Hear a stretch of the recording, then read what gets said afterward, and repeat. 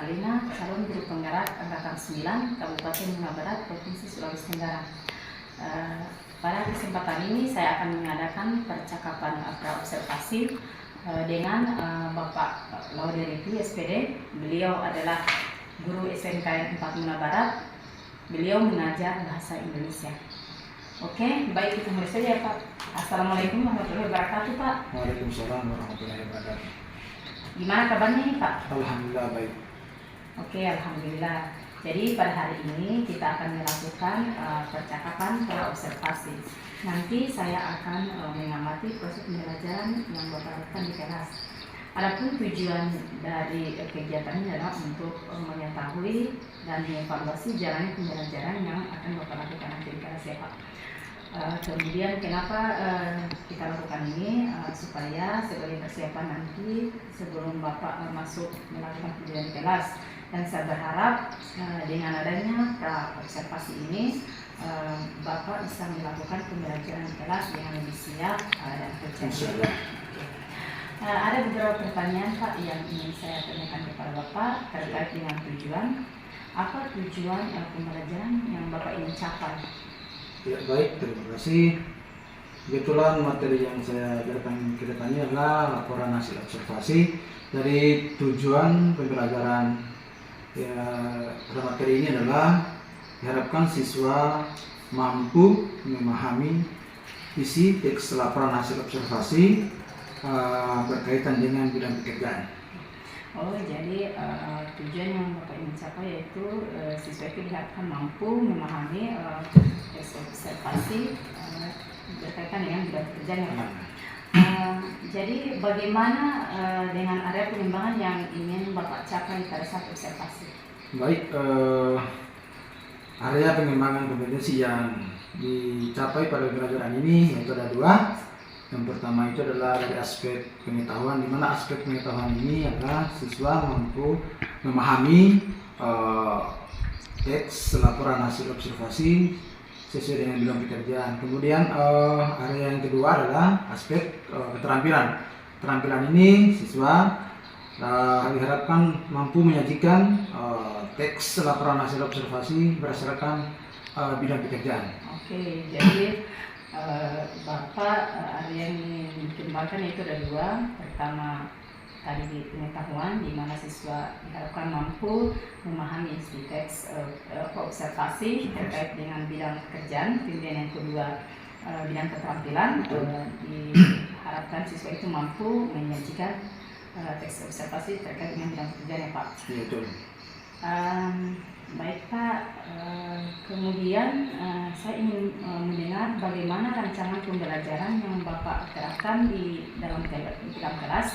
Misalnya dari segi strategi, model, ataupun metode pembelajaran Pak. Ya baik. Untuk strategi pembelajaran yang saya gunakan ini adalah strategi pembelajaran berdiferensiasi yang diintegrasikan dengan pembelajaran sosial dan emosional sesuai dengan atau berdasarkan kesiapan siswa. Kemudian saya akan membentuk kelompok sesuai dengan kemampuan, keterampilan, dan keaktifan siswa. Kemudian metode yang saya gunakan dalam proses pembelajaran ini adalah metode pembelajaran discovery learning. Oke, jadi Bapak strategi pembelajaran berdiferensiasi yang diintegrasikan dengan pembelajaran sosial emosional ya Pak, berdasarkan kesiapan siswa. Kemudian Bapak juga melakukan pengelompokan sesuai dengan kemampuan keterampilan aktifan siswa. Kemudian metode yang digunakan adalah discovery learning ya Pak. Oke, jadi bagaimana dengan media pembelajaran yang Bapak gunakan dalam pembelajaran? Baik, untuk media pembelajaran pada materi ini saya akan gunakan LKPD, buku siswa dan buku guru, kemudian laptop dan PowerPoint text. Oke, jadi Bapak menggunakan LKPD, laptop, buku teks guru dan siswa ya. Kapan Bapak akan melakukan pembelajaran di kelas Pak? Ya kebetulan besok ada jam, ya. Insya Allah kalau tidak ada halangan besok saya akan masuk di kelas pada jam ke-45 di kelas 10 OTKP. Oke, jadi hari besok Selasa ya Pak. Betul.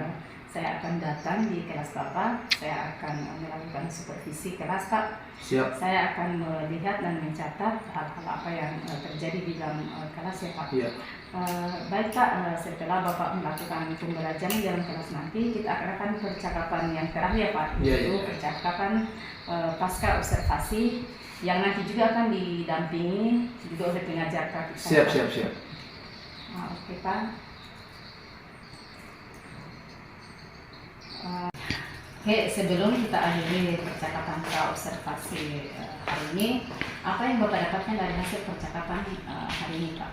Baik, saya mungkin mendapatkan gambaran tentang media apa yang saya gunakan nanti, kemudian metode apa yang saya terapkan dalam proses kegiatan belajar mengajar ke depannya nanti. Oke, jadi mendapatkan gambaran tentang media apa yang digunakan nanti dan metode apa yang digunakan. Oke, baik Pak, terima kasih atas waktunya sudah mau bersedia berbincang dan sampai ketemu di kegiatan observasi kelas besok ya Pak, Selasa. Oke, demikian percakapan hari ini. Sampai bertemu di percakapan pasca observasi ya Pak. Siap. Oke, assalamualaikum Pak. Teman-teman, sebelum kita berdoa menurut keyakinan dan kepercayaan kita masing-masing, doa dimulai. Doa selesai. Bagian-bagian objek yang akan kita amati atau yang kita observasi ya. Ya, betul. Kemudian yang ketiga, struktur teksnya itu berada di paragraf paragraf ke-6 itu dia menjelaskan tentang manfaat dari belalang. Manfaatnya itu sebagai bebas dari hama dan bebas dari larangan. Baik, itulah struktur teks laporan hasil observasi. Kanan kelompok 3. Baik, itulah tadi presentasi dari masing-masing kelompok tentang struktur teks laporan hasil observasi. Pak Guru akan menjelaskan atau kita bahas sama-sama tentang struktur teks laporan hasil observasi yang ada di buku kalian. Memang betul tadi pernyataan umum itu teks terlibat pada paragraf pertama. Di mana paragraf pertama tadi di situ jelas ada pengelompokan dan ada klasifikasian. Ya. Jelas toh? Kemudian yang kedua, deskripsi bagian itu setelah pengelompokan di paragraf pertama, kemudian di paragraf kedua itu ada namanya deskripsi bagian. Deskripsi bagian itu adalah mendeskripsikan atau menggambarkan bagian-bagian objek yang akan kita amati atau yang kita observasi ya. Ya, betul. Kemudian yang ketiga, struktur teksnya itu berada di paragraf paragraf ke-6 itu dia menjelaskan tentang manfaat dari belalang. Manfaatnya itu sebagai bebas dari hama dan bebas dari larangan. Baik, itulah struktur teks laporan hasil observasi. Assalamualaikum warahmatullahi wabarakatuh. Berjumpa lagi kembali pada kegiatan pasca observasi. Perkenalkan, saya Wadi Sarlina, calon guru penggerak angkatan 9 Kabupaten Muna Barat. Nah, pada kesempatan kali ini saya tidak sendiri, saya ditemani oleh Pak Claude Ripi. Beliau adalah guru SMK 4 Muna Barat. Dia mengajar mata pelajaran bahasa Indonesia. Kemudian di samping kanan saya ada Pak pengajar praktik saya, yaitu Bapak Sarman, SPDN MPD. Kali ini saya akan melakukan percakapan pasca observasi dengan Pak Ripi. Nah, jadi mungkin kita bisa mulai ya Pak. Assalamualaikum warahmatullahi wabarakatuh Pak. Assalamualaikum. Bagaimana kabarnya hari ini Pak? Alhamdulillah baik. Oke, alhamdulillah. Jadi hari ini itu kita akan melaksanakan percakapan pasca observasi yang dimana kemarin-kemarin kan kita sudah melaksanakan pra-observasi dan observasi.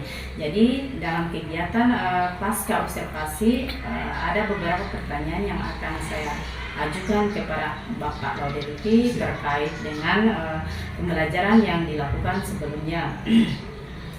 Tujuan dari pasca observasi adalah untuk mengevaluasi bagaimana proses pembelajaran yang Bapak lakukan sebelumnya. Oke, baik Pak, pertanyaan pertama yang saya tanyakan kepada Bapak, bagaimana rasanya Pak ini hasil kegiatan yang dilakukan kemarin? Baik, terima kasih. Dalam proses pembelajaran kemarin itu terus terang saja dalam keadaan tegang dan gugup karena tidak terbiasa dalam mengajar itu diawasi atau didampingi oleh teman guru.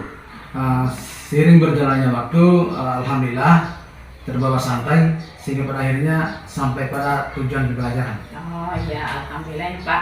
Berarti secara keseluruhan berjalan lancar ya Pak. Oke, saya akan bertanya kembali nih Pak. Bisa diceritakan kembali tidak area pengembangan kompetensi yang Bapak kembangkan pada saat proses pembelajaran kemarin. Kemudian langkah-langkah atau tahapan-tahapan apa yang Bapak lakukan pada saat proses pembelajaran yang dilakukan kemarin Pak? Baik, dalam materi pembelajaran kemarin itu ada dua aspek atau area kompetensi yang diharapkan. Yang pertama itu dari aspek pengetahuan. Dari aspek pengetahuan ini di mana siswa mampu memahami laporan hasil observasi berkaitan dengan bidang pekerjaan. Kemudian area yang kedua adalah dari aspek keterampilan, di mana dalam keterampilan ini siswa mampu menyajikan isi teks laporan hasil observasi berkaitan dengan bidang pekerjaan.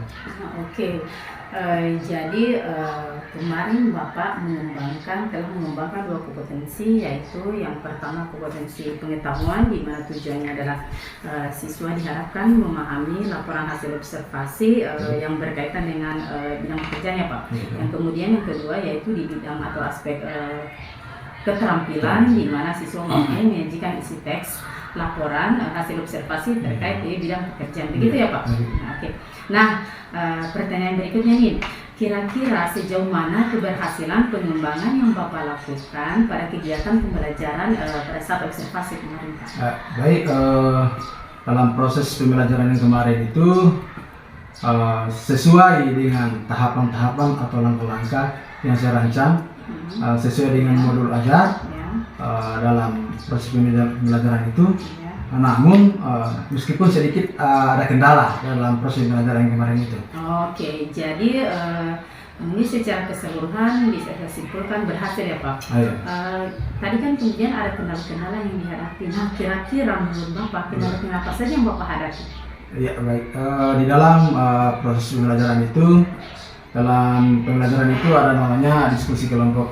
Dalam kelompok itu masih ada siswa yang kurang berpartisipasi atau dalam hal ini pasif dalam proses pembelajaran itu. Oke, jadi kemarin itu mendapat pendapat bahwa ada beberapa siswa yang tidak berpartisipasi aktif atau masih pasif dalam kelompok.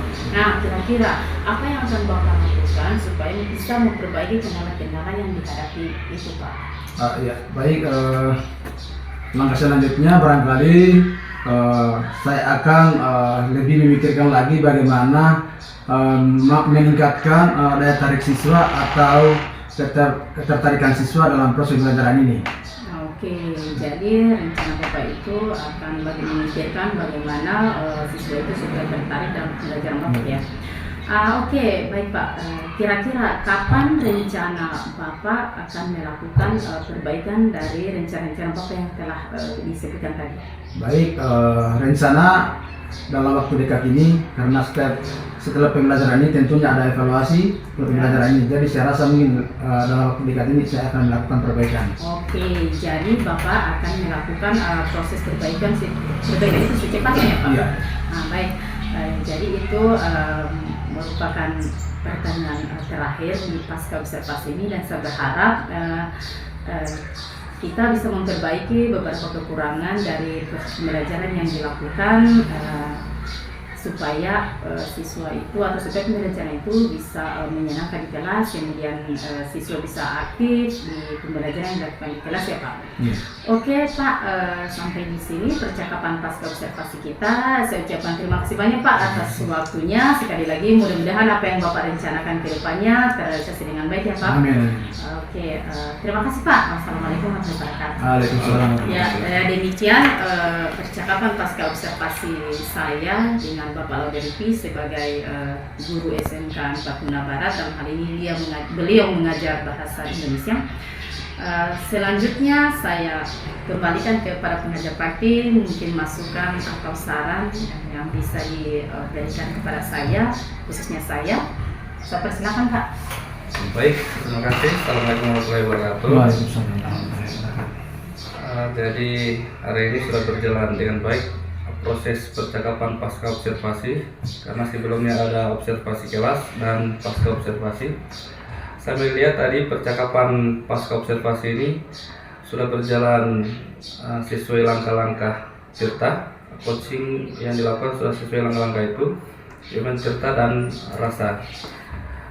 Kemudian tadi saya melihat apa yang dilakukan oleh observer dalam hal ini CGP sudah menggali potensi-potensi yang dimiliki oleh guru yang bersangkutan, sehingga di akhir tadi muncul tanggung jawab. Kemudian hanya ada beberapa hal yang perlu mungkin saya boleh dimasukkan di sini tentang penggunaan kata-kata yang seharusnya tidak diucapkan dalam proses coaching. Misalnya penggunaan kata kira-kira. Jadi penggunaan kata kira-kira itu tidak mesti diucapkan dalam proses coaching. Selebihnya saya kira proses ini berjalan yang baik. Mudah-mudahan dengan proses atau pendidikan ini Ibu Guru sebagai CGP dan teman-teman yang lain bisa berkembang, bergerak untuk menjadi guru-guru yang memang seharusnya sebagai pendidik. Jadi mungkin itu saja penguatan yang saya berikan. Assalamualaikum warahmatullahi wabarakatuh. Waalaikumsalam warahmatullahi wabarakatuh. Terima kasih Pak.